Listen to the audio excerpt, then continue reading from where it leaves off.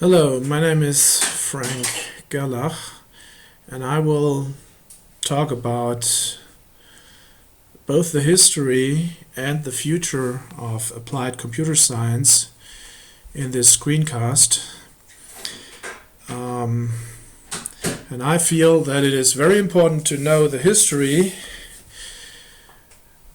of computing in order to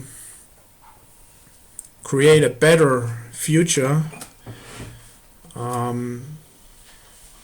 What is the problem we currently have? The problem we have is things like that.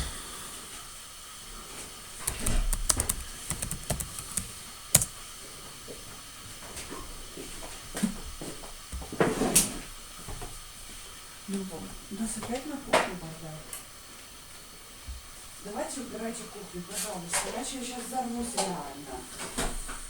Бегом. Hello, my name is Frank Gerlach, and today I will talk about the history, the present, and the future of applied computer science. And I think it is very important to know more about the past in order to look into the future and in order to improve the state of the art of computers and software. First, what is the problem we currently have? The major problem, in my opinion, is that small programming errors can result in dramatic security failures. It's called buffer overflows, use after free, invalid pointers, etc. And why do we have this type of problems? We have them because Unix and also Windows and lots of embedded systems are typically programmed in the C language. And the C language does not have strong typing, it does not have runtime checks, and it has created what is now called the cyber war domain in the lingo of the American Army. What does that mean? It means that they don't only fight on the land, in the air, and in the sea, and in space, and in electromagnetics. They also fight in your computer and in other people's computers, in the networks, and they think this is a great opportunity to break more things. I totally disagree with that. I think it's horrible that the computer infrastructure we have created, mankind has created, can be destroyed so easily without dropping a bomb, just by sending information over the telecommunication networks, be it the internet or be it the telephone networks, whatever. And this cyber war domain is not a necessity. It's the result of an excessive use of the C language. It's a human-made catastrophe. It's not a systemic thing. It's a catastrophe by design.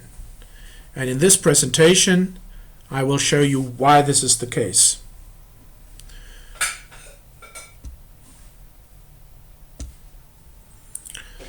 So when we go back into the history of computing, some people think that everything started with Unix and there is nothing else. and everything must be programmed in the C language, and there is no other suitable systems programming language, and everything must be as brittle as the C-based systems. But this is definitely not the truth. It's incorrect. And as a proof, you can just go to Wikipedia and look up the Burroughs large systems, and you will see that this mainframe computer was programmed in Algol. And you can also look up the ICL VME systems. ICL was a British company. It's now part of Fujitsu, and they created also mainframe computers based on or implemented in Algol 60, and they definitely used index checking, because they made programming errors then as we do today, but these programming errors didn't result in catastrophic security problems. And the same is with MCST out of Moscow.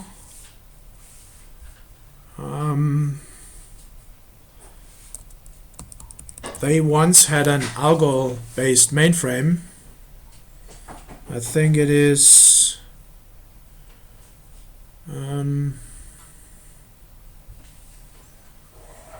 it must be here, the Elbrus 1 of 1973. So what you can see is that there were computers that did not use the C language to implement the kernel.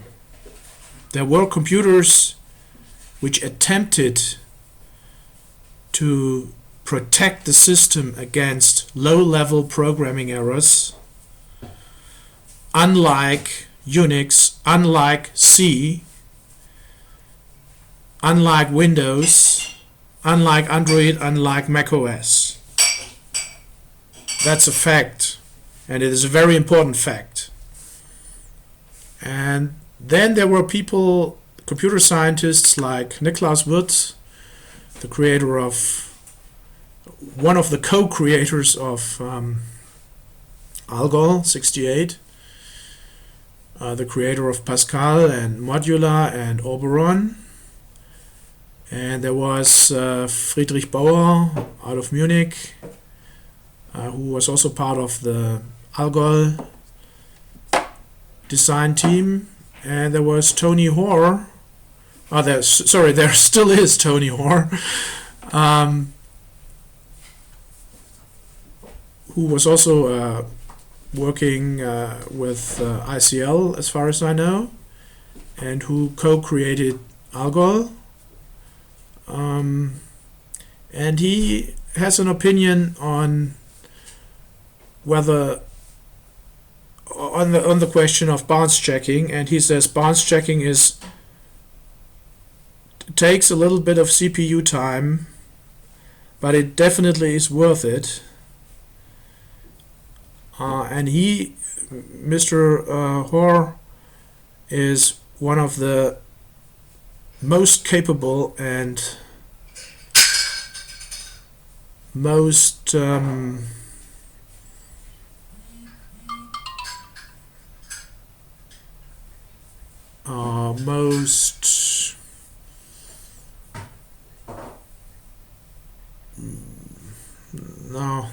I'm looking for the word. I think he is a Turing Award winner. Yes, in 1980. And he is also of the opinion that a lack of bounce checking is a dangerous thing and it should not be omitted. Here we can see the programming language Algol-68, which was a kind of a dead end because it was too complicated. Nevertheless, it is a competitor to the C language, as is Pascal and Modula.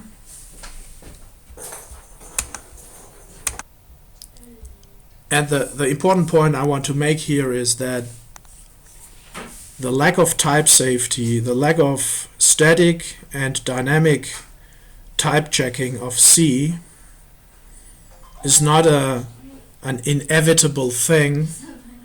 It's not the characteristic of computer science. It's a deliberate decision of the people at Bell Labs who created it. I don't really know their motivations. I just know it's not good engineering. And for that reason, because of that reason, I have created a programming language that tries to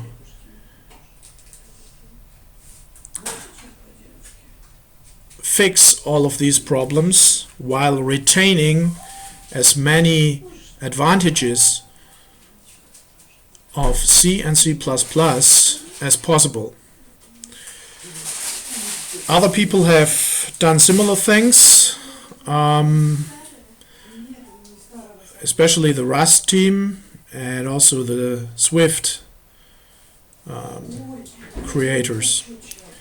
In this presentation, I will go over the core features of the Sappeur programming language,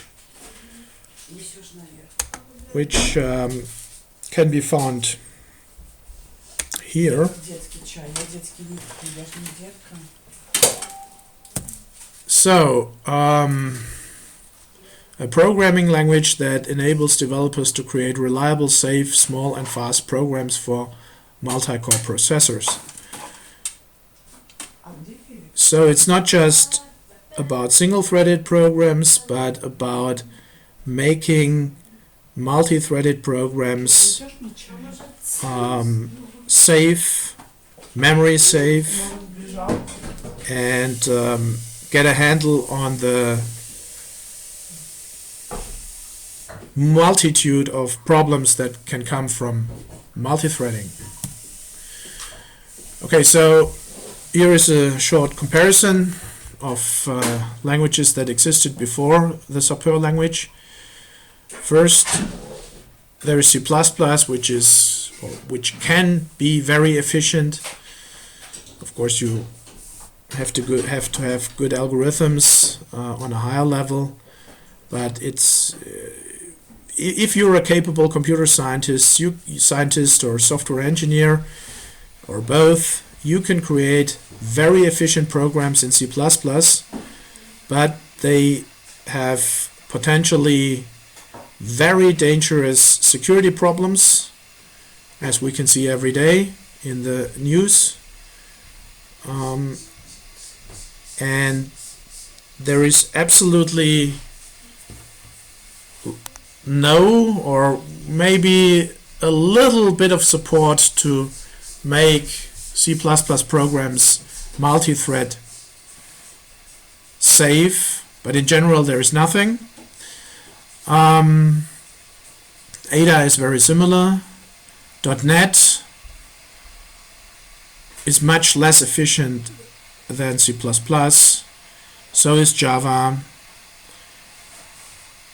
But they have at least a minimal amount of multi-thread safety. And the Sappeur language tries to unify the advantages of both approaches.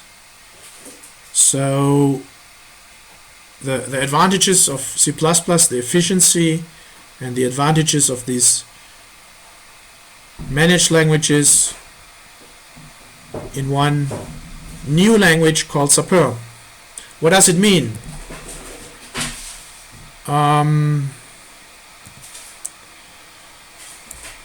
Key Sappeur features are all objects that can be reached by pointers are reference counted. and all pointers are initialized. You can never have uninitialized pointers, and if you have multiple pointers to an object, this is being accounted by reference counting. You have synchronous destructors as in C++, which is probably the most important feature of the C++ language, in my opinion.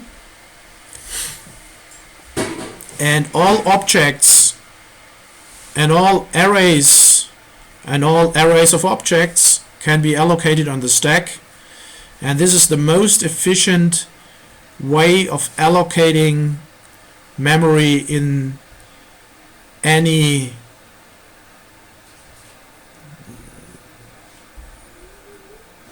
programming language. And the reason is that it is basically just incrementing the stack pointer. And also, a typical program has the working part of the stack in the cache, and of course that is also extremely important. Allocating on the stack is easily 100 times or maybe even 1000 times faster than allocating on the heap. Also, it doesn't create any load on a garbage collector as it does in Java or .NET. Another feature is support in the type system for multi-threaded code. So you can never have multi-threaded race conditions, at least on a low level, in Sappeur, because the type system guarantees that multi-threaded, or let me say it in a different way, that data structures which can be accessed from different threads will use synchronization primitives such as locking. And thread A can never destroy the thread local memory of thread B. And all memory by default is thread local. And that includes heap memory. So I'm not talking about thread local storage as in Microsoft terminology. So conceptually speaking, each thread that runs in a Sappeur program has its own private memory. It's also called software fault isolation. So even if thread A destroys its memory, he can never destroy the memory of thread B.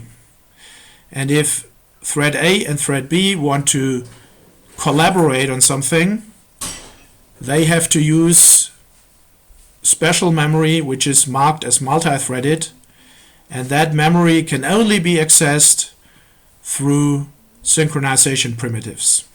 And the compiler makes sure of this during compile time. There is no way you can by accident destroy the heap or the stack of anyone, not even the thread itself. And of course, array bounds are always checked. That's a very basic requirement, as said before. And this also implies that there is no crazy casting, like you know, casting a float into a character or something. This is never allowed in Sappeur. And certainly you cannot cast a pointer into an integer or the other way around. That's also totally forbidden. This is the current implementation. So we have Sappeur source code. It's compiled to C++, and from that you can use any C++ compliant compiler to create an executable program. Here we can see a simple example. Don't try to find a deeper meaning in that code. It's just for illustration. So what we can see here is that each array access has bounce checking code generated, and the current thread will end itself if there is a out of bounds condition detected. Regarding multithreading, multi-threaded data structures must use a special keyword, multi-threaded, and the compiler generates the locking code to protect these multi-threaded data structures. And there are certain rules which are all enforced by the compiler.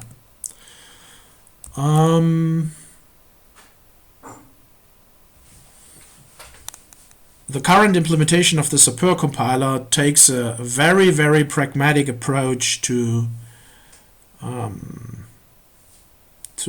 let's say, the economics of software development. I totally acknowledge that we have to build on the existing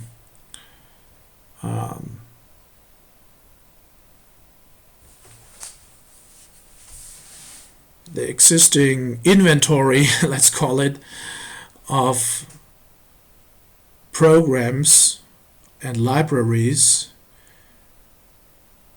for the future. So, and also I'm currently only a single developer working on the Sappeur compiler, so I have to be economic in my approach, otherwise I will never deliver anything useful. And that means there must be a way to call unsafe C++ code from Sappeur in order to actually get something done. And of course, I advise all users of the Sappeur compiler to use this mechanism as sparingly as possible. For example, you have a class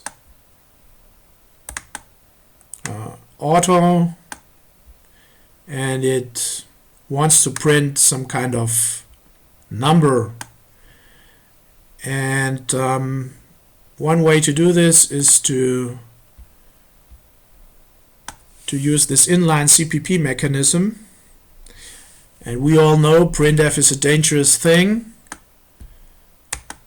It can create security issues, so use with caution. And this is basically what the Sappeur compiler will do. It will just more or less copy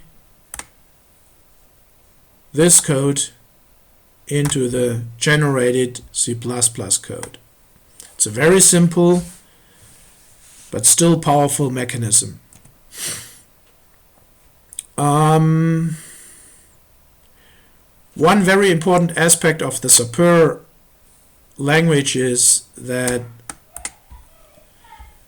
it uses reference counting, and unlike garbage collected languages such as Java, .NET, and Lisp, and many others, reference counting is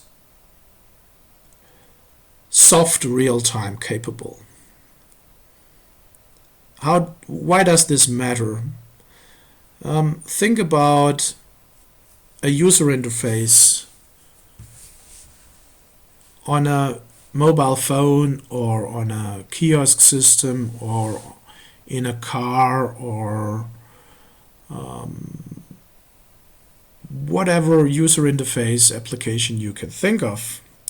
Then it is very important that the usage flow is not interrupted by 1, 2, 3 or maybe even more seconds of garbage collection, because that will disturb the user action and the user will consider the system either be broken or be low quality, and this is a major problem of garbage collected systems. They have a very hard to determine real-time characteristic, or you could also say they don't have a real-time characteristic. And reference counting means that the software engineer can control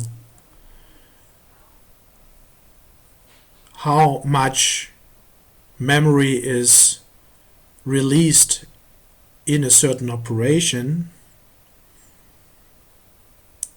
and that means the upper bound is of time consumed by garbage collection can be controlled. I know this is not hard real time, so if you need hard real time, you should never use the heap memory during operation of your system. You should only use the heap memory to allocate all the memory you will ever need before you start operation or critical operation. And as soon as you're in the critical hard real-time situation, you must never ever again allocate or release heap memory. So take this with a grain of salt. Real-time capable means soft real-time. But as I said, it's much, much better than garbage collected systems, mark and sweep systems. And another thing, as I said before, Sappeur has the same destructors as you can find in C++, which enables a lot of great things such as RAII, and it's a major reason to use C++-like languages. This is an idea, and we don't talk about the Sappeur applets are a concept idea which has not been realized yet, but could be potentially in the future. If you want to learn more about the Sappeur language, there is a handbook, a language manual,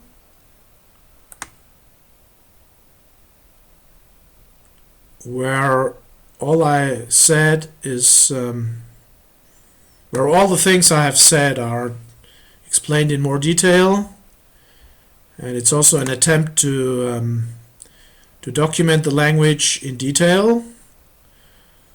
I have to say that I had to take a number of shortcuts when creating the compiler and the manual, because I'm a single software engineer and I don't have the resources of Mozilla, I don't have the resources of Apple computers, and I don't have the resources of Sun Microsystems. So to deliver anything useful, I had to make some very hard economic decisions. But you can create useful programs with the Sappeur compiler, as I have demonstrated here with the Gauss web server. So this is a piece of Sappeur code. And also I can say that the Sappeur language, which was released in 2009 or so, had a major influence on applied computer science, and I strongly believe it was a very positive influence, because applied computer science has a big problem, the thing called the cyber war domain, and all the cybercrime and entire companies being, or corporations, entire corporations being destroyed by cybernetic attack. Sony Pictures, Maersk Shipping being more or less totally, well, not totally destroyed, but their computer networks totally destroyed and their operations badly disrupted by cybernetic attack. And I think computer scientists and software engineers cannot simply accept this as a unfortunate thing. We have to do something about it. We have to fix it. And the fix is not to say, oh, the C language is an unchangeable fact. The use of C is an unfortunate decision of the industry, of the computer and software industries, and it can be changed. It should be changed. And we already had better technology in the past. We had the Algol mainframes.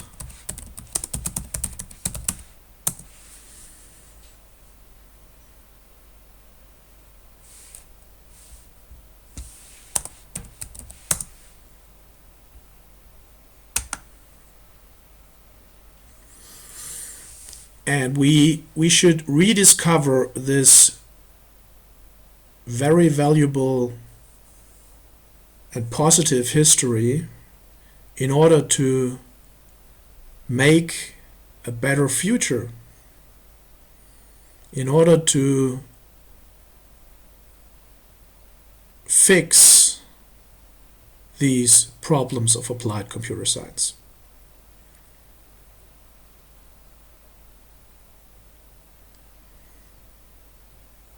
Okay, so that was the presentation about the Sappeur programming language. And please let me know your comments. Please be polite, and I will try to answer each of your comments. Comments. Thanks a lot.